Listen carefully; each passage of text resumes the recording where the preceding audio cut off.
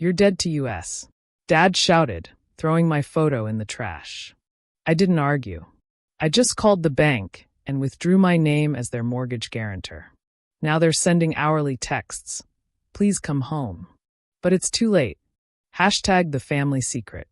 The scent of roasted lamb and fresh lilies filled our family's dining room as I sat quietly at the Easter table, watching my mother arrange the silverware with mechanical precision. Each fork, knife, and spoon placed exactly 1 inch from the edge, just as she'd done every holiday for the past 30 years. I was Sarah Mitchell, 34, successful investment banker. And according to my family, the disappointment who refused to settle down properly. Sarah, my mother's voice cut through the silence, sharp as the knives she was placing. Your sister Olivia is bringing her new fiancé today. Try not to make things awkward with your lifestyle choices. I nodded, suppressing a sigh. My lifestyle choices meant prioritizing my career over marriage, choosing to live in the city instead of the suburbs, and worst of all, refusing to conform to their idea of what a proper daughter should be. What they didn't know, what they'd never bothered to ask, was that I'd been the one keeping their perfect suburban dream alive for the past 5 years. Every month, I quietly paid half their mortgage as a guarantor, covered their property taxes, and even funded the renovations they bragged about to their country club friends. Dad walked in already wearing his disapproving frown. The Hendersons next door just got back from their family vacation. All 3 generations. Their daughter Jessica has 4 kids now. 4. He looked at me pointedly. And here you are, still playing with numbers in that city office of yours. I took a slow sip of water, letting the familiar sting wash over me. The doorbell rang, and suddenly the atmosphere shifted. Olivia had arrived. My younger sister breezed in like a spring commercial come to life. Perfect blonde hair, designer dress, and on her arm James, the investment banker fiancé who apparently made her life complete. Behind them, our brother Michael, his wife Emma, and their 2 children completed the picture-perfect family portrait. Sarah, Olivia's voice dripped with fake sweetness. Still wearing pantsuits to family gatherings. Some things never change. The next hour passed in a blur of backhanded compliments and pointed remarks. How brave I was to focus on my career. How independent I must feel in my little apartment, which was actually a penthouse I owned outright. How they hoped I'd find someone special before it was too late. Then came the moment that would change everything. We have an announcement. Olivia beamed, clutching James's hand. We're buying the old Victorian on Maple Street. Mom, Dad, we'll be right in the neighborhood. My father's face lit up. The Hendersons' old place? That's wonderful, but isn't it a bit pricey for a starter home? James cleared his throat. Well, actually, we were hoping to discuss that. We need help with the down payment. Just a small loan from the family. I watched as my parents exchanged glances. My mother spoke first. Of course we'll help. Family takes care of family. We can remortgage the house. No. The word left my mouth before I could stop it. Everyone turned to stare at me. Excuse me? My father's voice had that dangerous edge I remembered from childhood. You can't remortgage the house, I said quietly. You're already leveraged to the maximum. The only reason you qualified for the current rate was because I'm your guarantor. The silence that followed was deafening. Then my father's face turned that particular shade of purple I had learned to fear as a child. You, he sputtered. What do you mean you're our guarantor? I placed my fork down carefully. 5 years ago, when the housing market crashed and you were about to lose the house, I stepped in. I've been guaranteeing your mortgage and helping with payments ever since. That's impossible, my mother whispered. The bank manager, Tom, he said it was all sorted out. Yes, I replied, because I sorted it out. I make 6 times what Dad makes in a year. My credit rating and income are what kept this house in the family. The room erupted. Olivia was screaming about her dream home being ruined. Michael was demanding to know why nobody told him. My father's face had gone from purple to white. You had no right, he hissed. No right to interfere in our financial affairs. Who do you think you are? I stood up slowly. I'm your daughter. The one who's been saving this family from bankruptcy while you all mocked her choices. Bankruptcy? My mother's voice rose hysterically. We are not some charity case. We don't need your money. Fine. I reached for my phone. Then you won't mind if I withdraw my guarantee. I'm sure you can manage the payments on your own. Don't you dare. My father slammed his fist on the table, making the crystal glasses jump. You ungrateful, manipulative. You think because you have money you can control us? No, Dad. I never wanted control. I just wanted your respect. Respect? He laughed bitterly. You want respect? You're dead to us. Dead. He stormed to the mantel, grabbed the family photo from last Christmas, and yanked it from its frame. With theatrical fury, he tore it in half and threw it in the trash.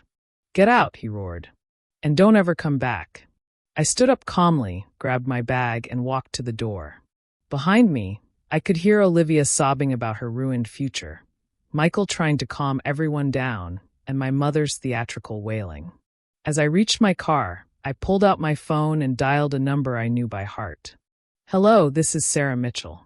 I need to speak to someone about removing myself as guarantor from the Mitchell family mortgage. The first text came before I even reached my apartment. Sarah, please. Let's talk about this. Mom. Then another. You can't do this to your family. Dad.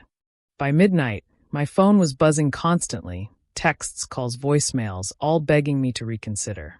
But as I sat in my quiet penthouse, watching the city lights twinkle below, I felt something I hadn't felt in years: peace. Because sometimes being dead to your family is better than being alive and invisible. By Monday morning, my phone had 78 missed calls, 156 text messages, and 23 voicemails. I scrolled through them as I sipped my morning coffee in my office on the 47th floor of Manhattan's financial district. Sarah, please, the bank called. We need to talk. Mom, you're destroying this family. Dad, how could you be so selfish? My house deposit. Olivia, let's be reasonable about this. Michael. I placed my phone face down on my desk and turned to the window, watching the early morning sun glint off neighboring skyscrapers. My assistant, Jessica, knocked softly before entering. The Mitchell family is in the lobby, she said, her expression carefully neutral. All of them. Your father's causing quite a scene. I closed my eyes briefly. Of course they'd come here. They'd never respected my boundaries before. Why start now? Security. I asked, standing by. Want me to have them removed? I considered it for a moment. No, send them up. But first, call Thomas Martinez from legal to join us.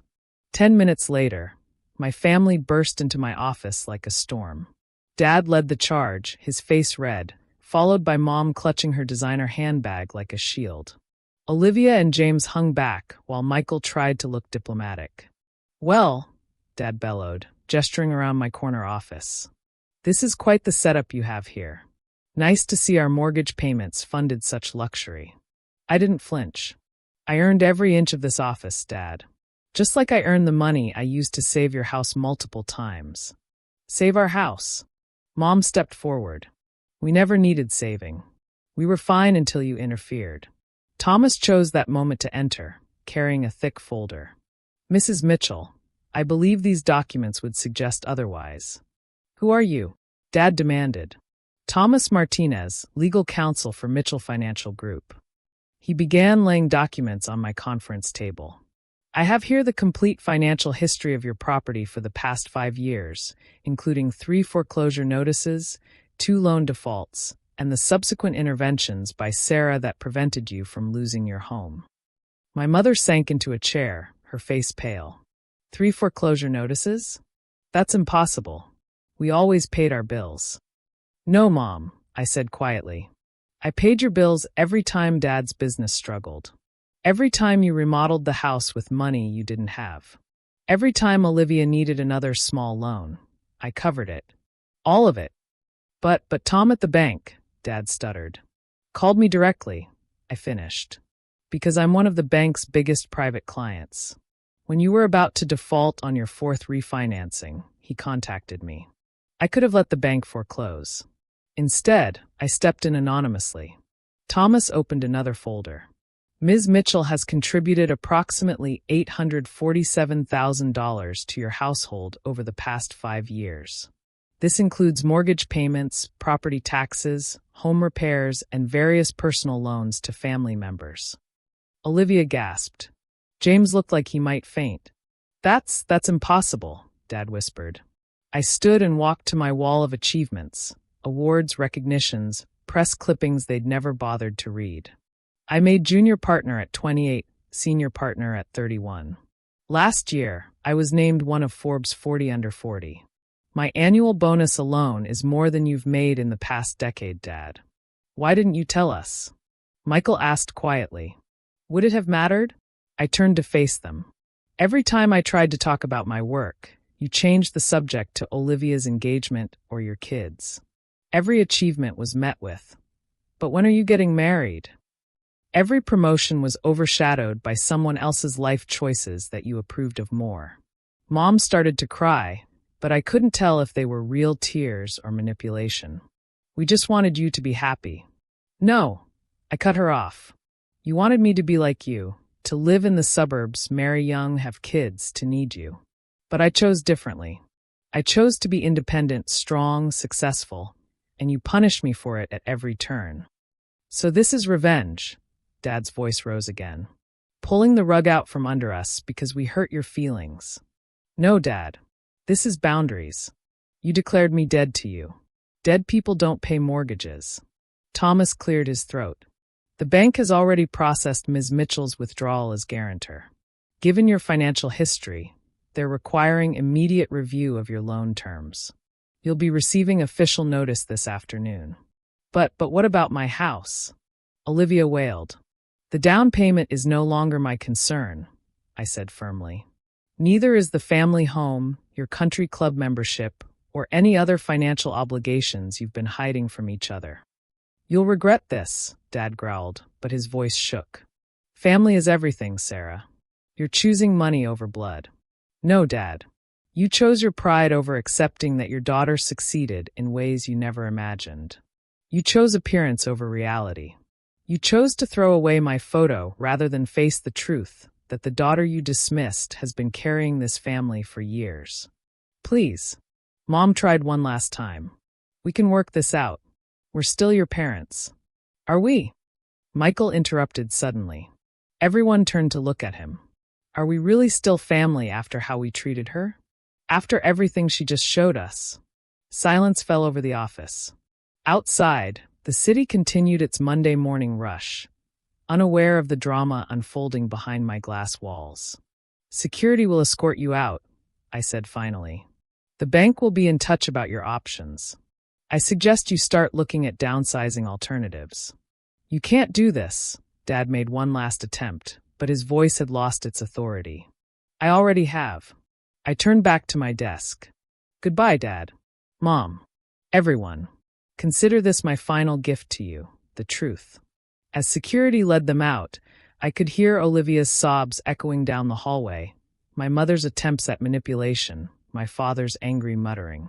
But for the first time in my adult life, their voices didn't have power over me. Jessica appeared with a fresh cup of coffee. Your 10 a.m. is waiting. And are you okay? I smiled genuinely. You know what? I think I finally am. But as I prepared for my next meeting, my phone buzzed with a text from Michael. We need to talk alone. There's something you should know.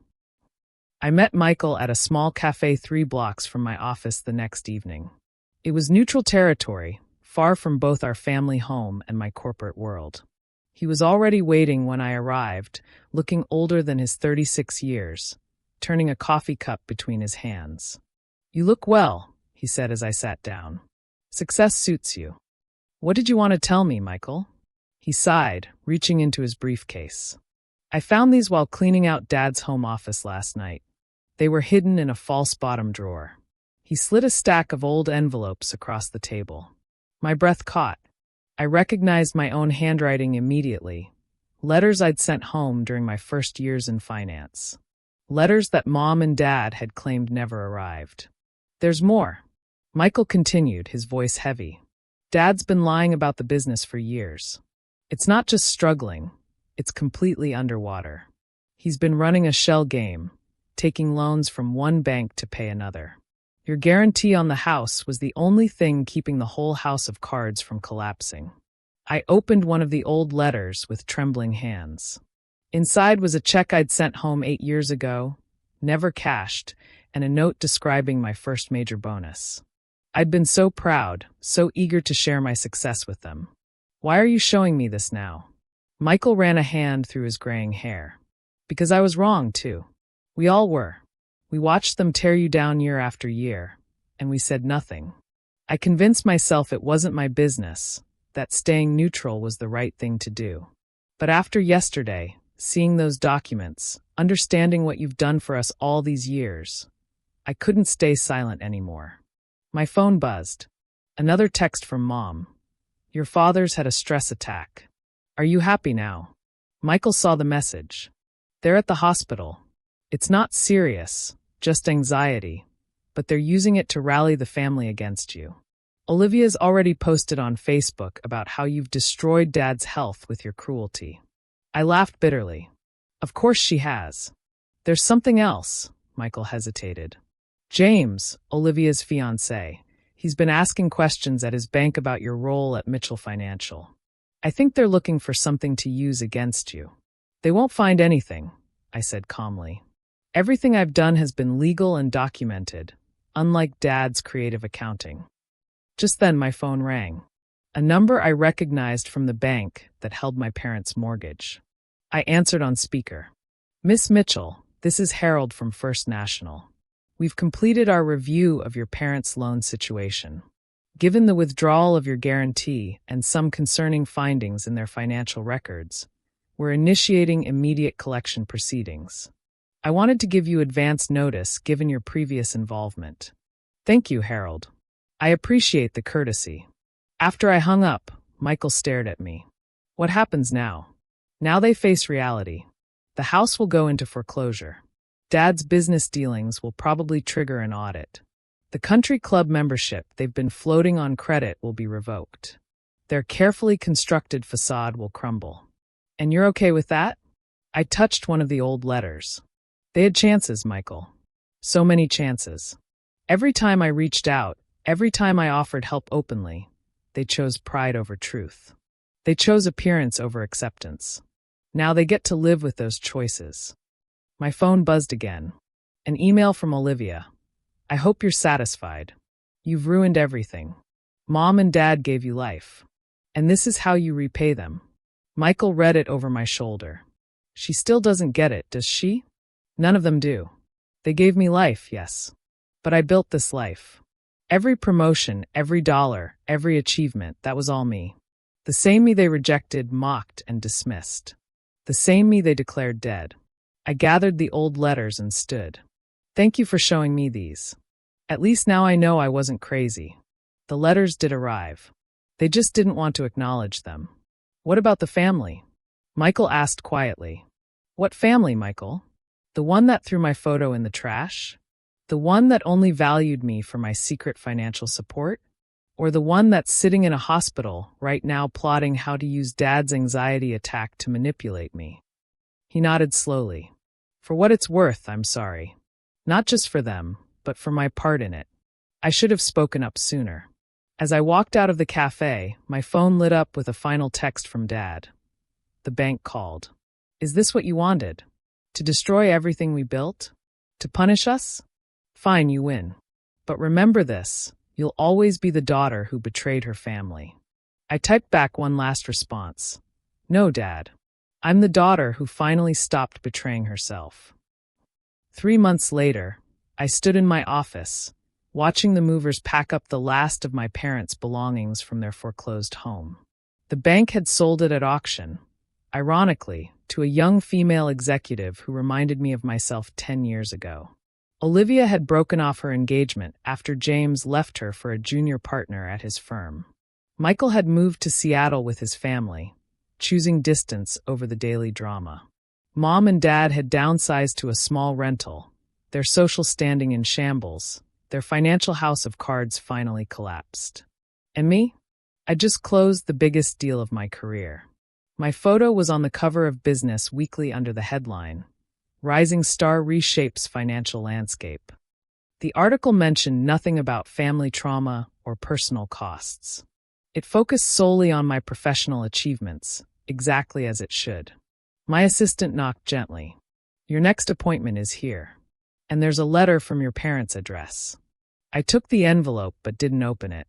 Instead, I placed it in my desk drawer right next to the torn photo from Easter dinner.